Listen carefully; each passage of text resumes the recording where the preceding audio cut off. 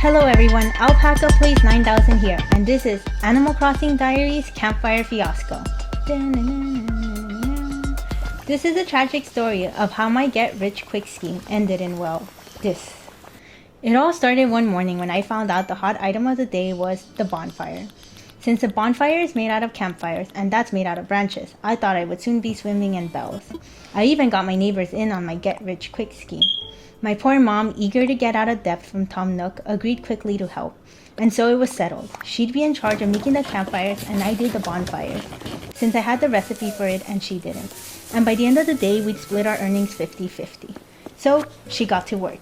She worked hard for several hours, and by the time I logged in to play, campfires everywhere. Mom had stayed true to her word and made dozens. Everywhere. Campfires littered my island. This was perfect. We'd have thousands of bells, but that's until I got to work. I soon realized that no matter how many trees I had, I wasn't getting the wood I needed. I probably only made a couple of bonfires with all the wood in my town before I had to move to Plan B. I'd go to islands and chop trees there, and go back and build my bonfires. Well, that didn't work out perfectly either. I'm not lying when I was coming out of islands with just 3 or 4 woods. Not to mention the hard work I had to do to earn the 2,000 miles spent on the ticket alone. Call me a cheapskate, but I was also fishing, catching bugs, picking weeds to try to earn back every mile I had spent. Eventually I realized I was never gonna find enough wood to make the bonfires without either losing all my saved miles or sanity. It just wasn't worth it. I probably made about 34,000 bells, which isn't bad. Not bad at all, but just not the millions I thought I'd make. And that is how I'm left with an island half on fire. I still have hope that campfires will be the hot item one day, and I'll make my millions there. But until then, I'll have to grow used to either a very messy town or make this Dante's Inferno inspired theme work.